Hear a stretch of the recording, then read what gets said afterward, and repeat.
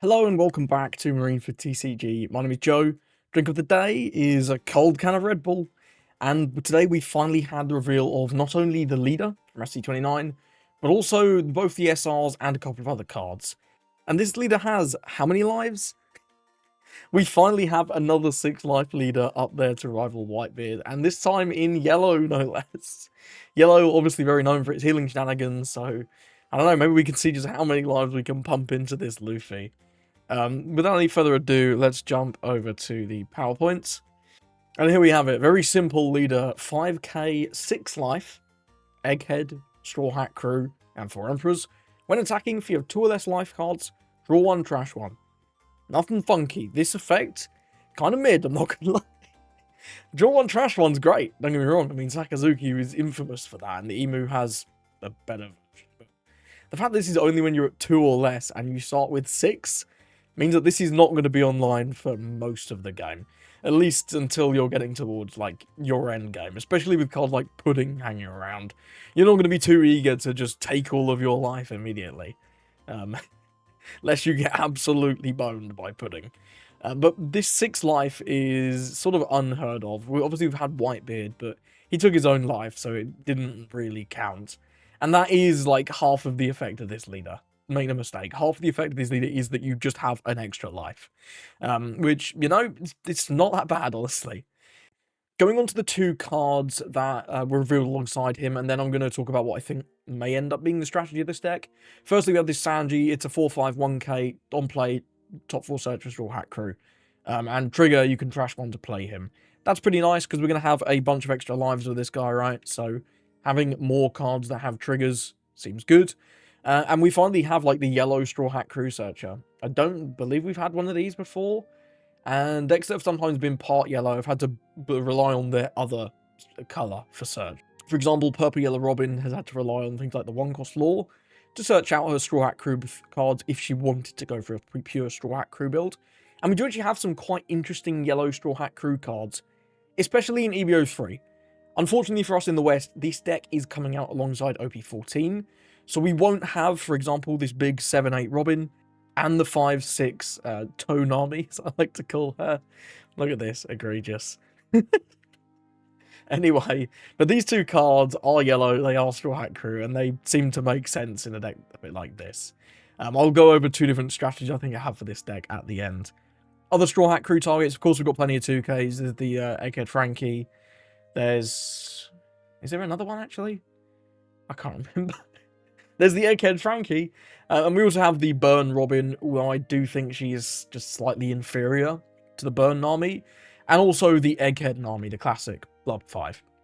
And this guy having a trigger is obviously will make him work with that Egghead Nami. So if you need a bit of removal, that could be pretty cool. And we do have a decent amount of targets for this. Not a crazy amount. I don't know if you'd be able to build like a full Straw Hat Crew build of this. I think you're going to have some out of archetype stuff. But Sanji, he's fine. He's very fine. The other new card that we got is Zoro, Egghead Straw Hat. And he actually has a new keyword. Not a new, like, mechanic as such, but he has Rush Character. Like you can see here on the image. It's got Rush and then Character. In the past, we've obviously had this on Corridor Coliseum. It doesn't give a keyword though, so it's just an interesting thing that they've recategorized this effect of Corridor Coliseum and other cards into a keyword. Kind of cool. I mean, it'll make cards have less text on them in the future, which is good, I suppose. Anyway, he also has an activate main. Once per turn, you can trash 1 card that has a trigger from your hand, draw 1, and then give something arrested Don. This reminds me a lot of the Sakazuki from OP12, the one that was in Kuzan. Here you go. Zoro has 1 less cost, and he can attack immediately, but he doesn't draw 2, and has a slightly worse activate main, because the card has to have a trigger. This seems pretty solid, though. Into aggro decks, things like Jinbei, things like Rayleigh, that love playing out those little units and attacking with them super fast. You'll get a lot of value with this guy. They're not going to be able to take him out easily, and then you will just get to alleviate some of their pressure immediately because he can rush into characters. And then turn over turn, you're going to get more and more cycle, which will actually combine with your Egghead Luffy's leader effect to increase the consistency of your deck and just give you little bits of value here and there. And the game is going to be statistically longer than average just because you have 6 lives. So maybe you'll get to use his activate main even more times than Kuzan. We also have another new keyword. Kizaru, we're 100 times stronger than we were 2 years ago. It's a 1-cost yellow event, Egghead Straw Hat Crew, so he's searchable for sanity, which is quite nice. And on main, your leader Monkey D. Luffy gains unblockable for the turn. And yeah, that's right, we have another new term, unblockable. Obviously, you can compare this to the original Luffy, who doesn't gain unblockable, it just says your opponent cannot activate blocker. This is the same thing, right? And it is just quite interesting that they've chosen now to condense this down into just a keyword. Not bad nor good, it's just interesting.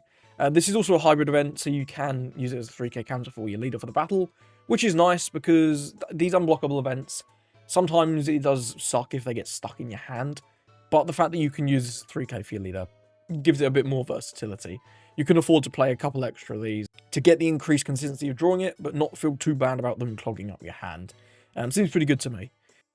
Next up, we have this counter event, Raw Heat Strike. 1-cost, Egghead Straw Hat Crew, so will be searchable off all of the searches that we discuss.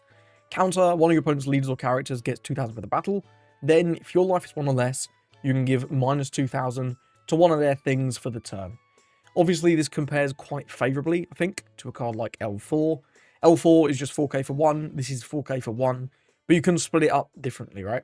If your opponent's just swinging 5 on 5, you can use this event, counter the first 5 with the 2k, and then put the other minus 2k on something else, effectively maybe getting out of 2 swings for 1 card, which is always quite nice.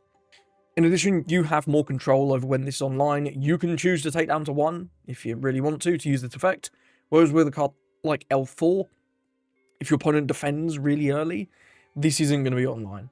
The downside to this card is you have to be at 1 life, and our leader starts with 6, so that's a bit concerning. This is not going to be online for the vast majority of the game, so there's something to be said for that.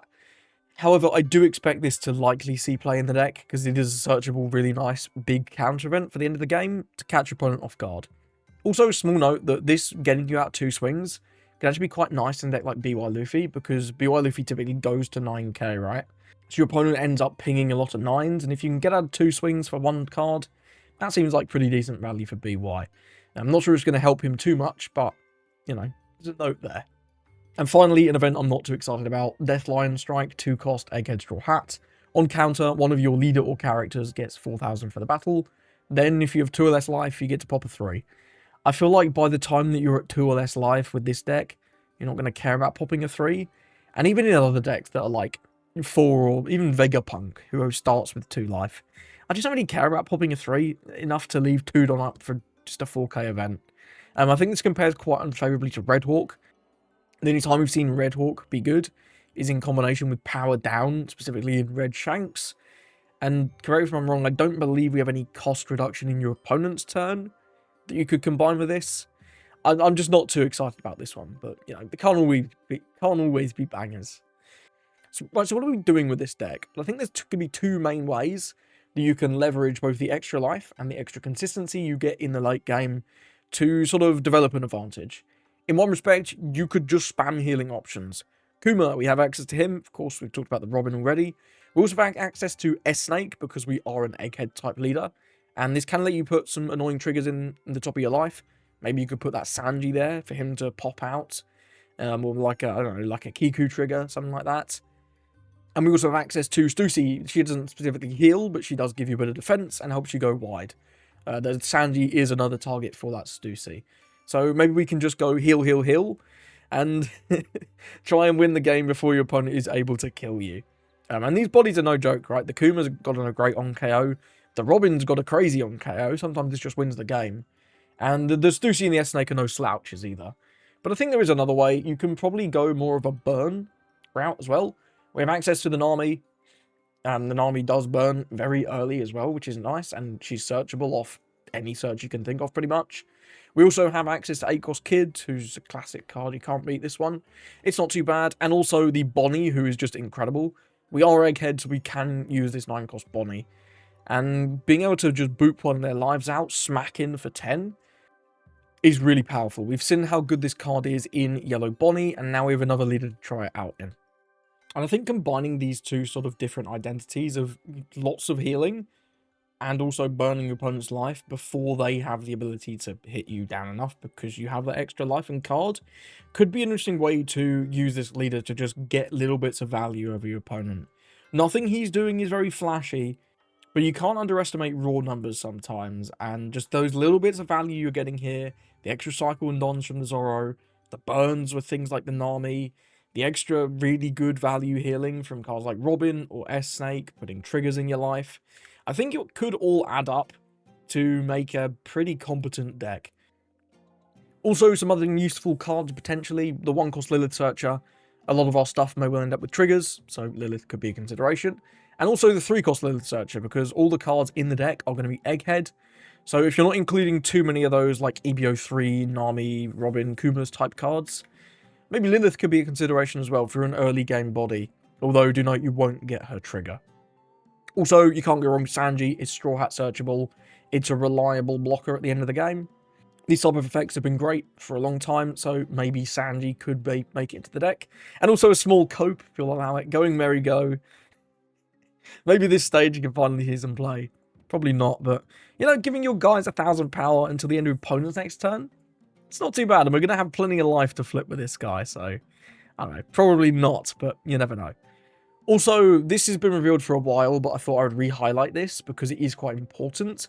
This 3-cost Nami protects all of your Egghead type characters from KO by effects. That's especially good into, of course, Emu with that Mars that comes back over and over and over again. They can't just blow up his stuff. It's not amazing because it is a 3-1. You're not going to be able to really attack with this, and it does cost 3, which is a little expensive. And it only protects your Egghead characters, so if you were playing things like Kuma or Kid, they can still be KO'd by effects that would hit them naturally. But, you know, it's okay, I think. I'm not too ecstatic about this card, but it is worth noting. It's probably important for this deck. So how do we feel about this Luffy? I think this one's actually really hard to evaluate properly without giving him a few games. His effect on the face of it doesn't seem that good, but simple effects like this have been very powerful in the past. I don't think you can understate quite how good just having an extra life is. It's an extra card throughout the game, it's an extra hit you can absorb. And his types in both Straw Hat and Egghead do give you access to some very powerful cards, like that Bonney and the S-Snake, and having a Sanji that can search for your dudes gives you reliable access to the new Robin for more healing, the Nami for burn. I could see the crew coming together to elevate this guy to actually being pretty decent. But I don't know, maybe too soon to say. Let me know what you think about this deck in the comments. I'm not confident enough to call this either really good or really bad, but I think this could end up in either one of those camps. He could be too simple and too easy to counter, but he could also just be very, very value efficient with these new cards. We'll have to see. Either way, thank you for watching, and I hope you have a lovely rest of your day.